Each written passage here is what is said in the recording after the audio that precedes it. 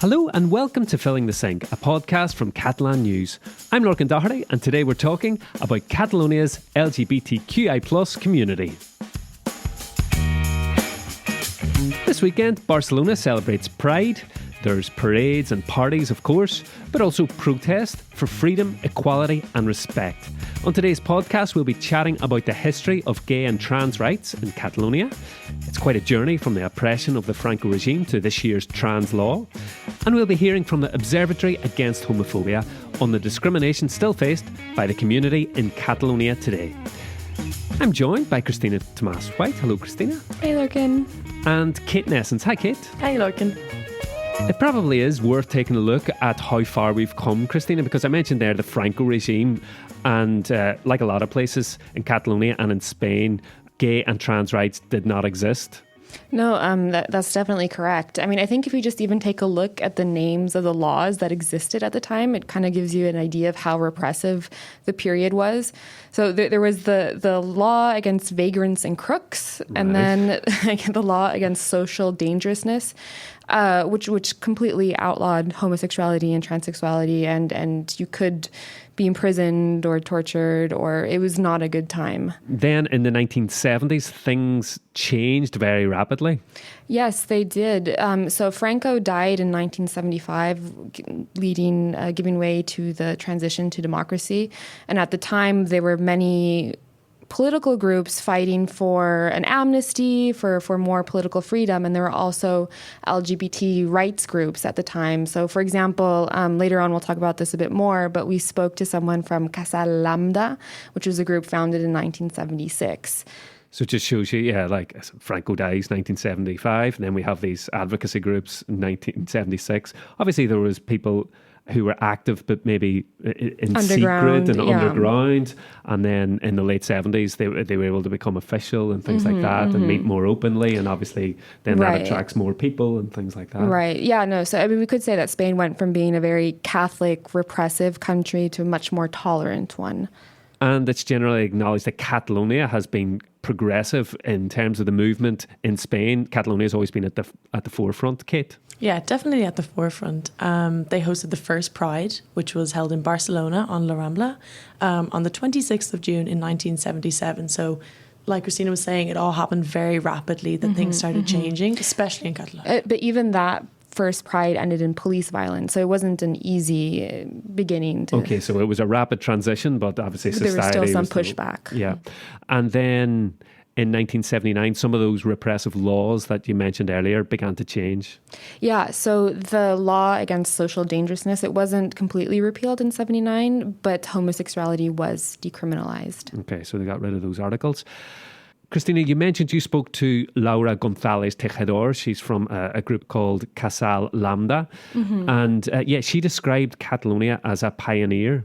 Right. No, so she's a lawyer, so she's very familiar with all of the legislation to do with this. Catalonia was actually, she told me that Catalonia was actually the first comunidad autónoma, so region within Spain, to legalize same-sex civil partnerships. This is back in 1998. Of course, they couldn't legalize marriage at the time because that's a Spain-wide matter, so Catalonia wasn't able to do that. Basically, the administration was kind of doing whatever it could, but whatever they had authority over. And then even more recently, so in the past 10 or so years, Catalonia was allowing trans people who weren't legally recognized by their chosen names to use these names on their medical cards because Catalonia has authority over medical care here. Okay, yeah. So because the health service has devolved the powers to Catalonia, they were able to change name on medical card, but not on their official ID cards, which would be a matter for the Spanish. Some people were able to, but we'll hear about this later on when we talk about the trans law. Some people were able to, but the people who hadn't met the requirements yet were able to change them on their medical cards before then. Talking about that new trans law, there's been a lot of lead up to that in terms of other regulation that's been passed over the last few years. So in Catalonia in 2014, they passed a law guaranteeing the rights of lesbians, gays, bisexuals, transgender and intersexual people in 2014 in order to eradicate homophobia, biphobia and transphobia. In 2020, they also passed another law that was more of a blanket insurance of equality and non-discrimination in Catalonia. That was in Catalonia, and then this year Cristina, across Spain, we've had the so-called trans law introduced. Right. So here it's been, I mean, people talk about the trans law. I've seen in the media abroad, they talk about the gender self-determination law because that was one of the main focuses of this new law. However, it actually also affects the LGBTI community as a whole and not only trans people. Yeah, that was the stuff that made the headlines, if you like, wasn't it? Yeah, as you said, internationally as well as here. So things like, I mean, one of the main changes is that people no longer need to undergo hormone treatment for 2 years and get a medical report if they want to change their gender, hence gender self-determination. They can decide this is who I am, this is my gender, and they can go and change that.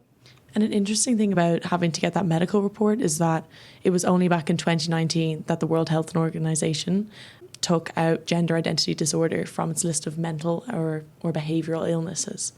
Yeah, so it was, and again, in Spanish legislation, it was grouped under illness as well because, you had to go to the doctor and say, okay, I've got gender dysphoria.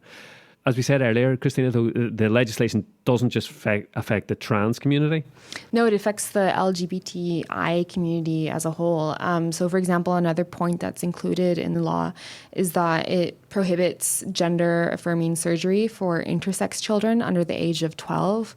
So before, a common practice was to have a child undergo surgery when they were months old.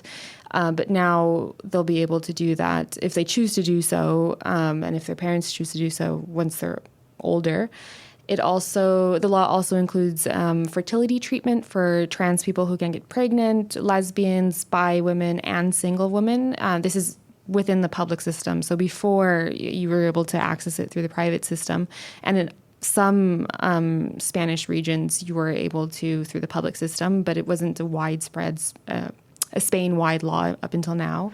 Another thing that Laura emphasised when she spoke to us was the diversity training that is enshrined now in this legislation as well. So it means that people working in the public sector have to have, training so that when they interact with the public, they're aware of all these issues, diversity, equality and things like that. And she thought that was very important. Mm-hmm.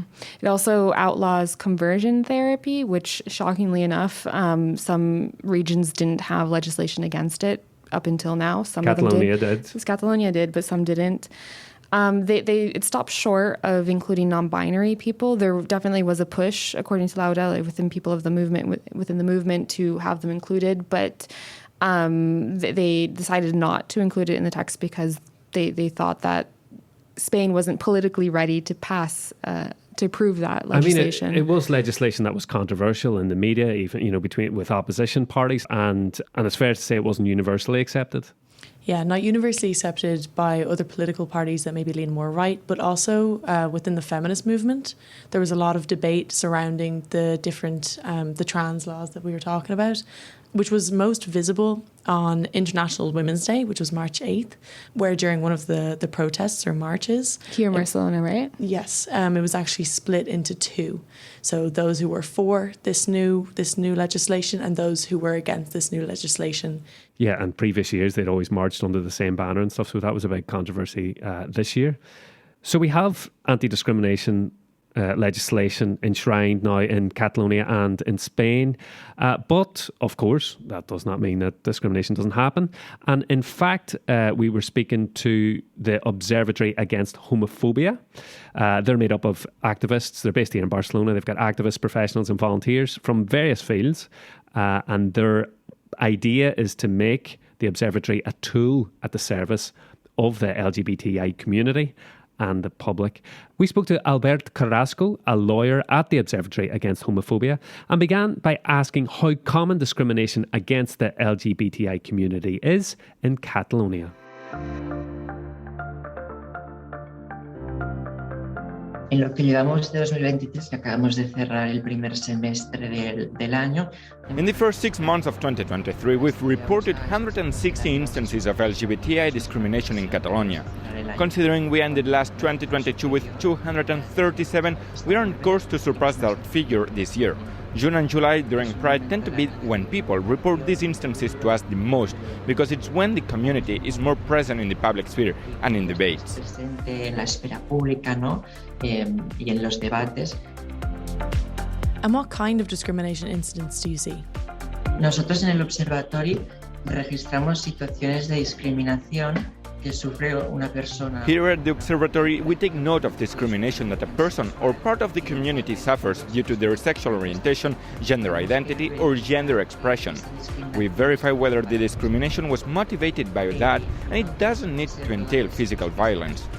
We most frequently get complaints from gay men about instances that take place in public spaces, verbal assaults, hate speech, and there's also been an increase from the trans community, not just against trans individuals, but against the trans community in general.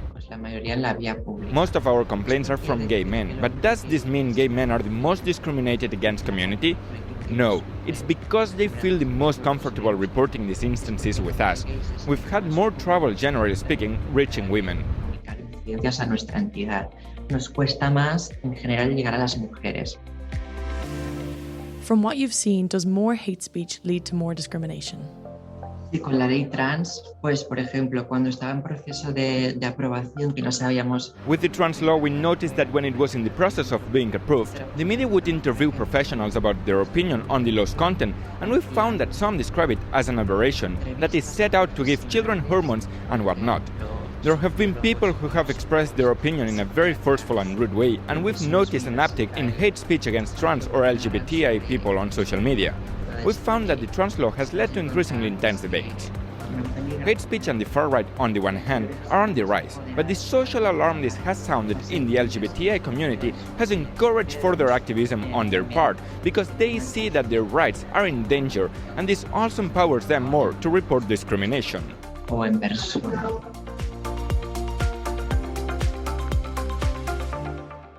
Our thanks to Albert Carrasco and the Observatory Against Homophobia. OCH.cat is their website if you want to get in touch with them. They have information in English on their website, and they have a form there where you can report homophobic or transphobic incidents. And in fact, well, that's where they get most of their data from, Kate. Yeah, that's what he was saying, that most of the data comes from their own report system, but that they also gather data from other LGBTQ plus organisations from around Barcelona and Catalonia. They actually don't include police reports of incidents. They're not able to add those to their list. So it is important when we're hearing about the number of cases of incidents that are happening in Catalonia, that there is no doubt more. Just this morning, before we started recording, the Observatory presented their annual report called The State of LGBTI Phobia in Catalonia 2022. And you were looking at the main findings, Kate. I was indeed. So there were 237 incidents in 2022, which was 16.5% less than 2021, which saw 284.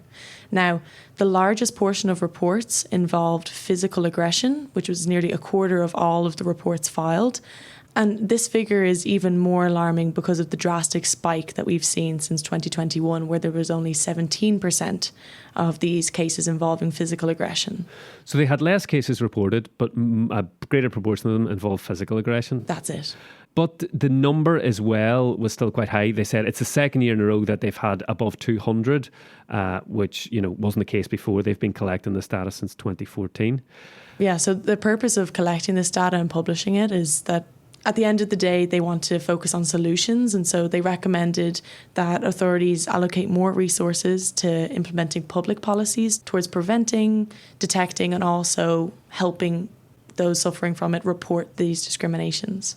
We already know that homophobic and transphobic incidents are up 15.8% in the first 5 months of the year, according to the Observatory. Again, it's difficult to say if incidents go up because there's more reporting happening or because there's more incidents as well. The interview with Albert there, he said at the end, Cristina, that the debate around the trans law, it led to an increase in hate speech. And, political debate has an influence then in the figures that they end up seeing reported. No, and similarly, when I was talking to Laura, she also brought up the upcoming election on July 23rd here in Spain. She mentioned that many people within the community are concerned because of the rise of the right and the far right. They're concerned that there's going to be a lot of backlash against them. And one of the things that she brought up is that while if the right wins, it's pretty unclear because the left bloc and the right bloc are very, very tight, very close in the polls.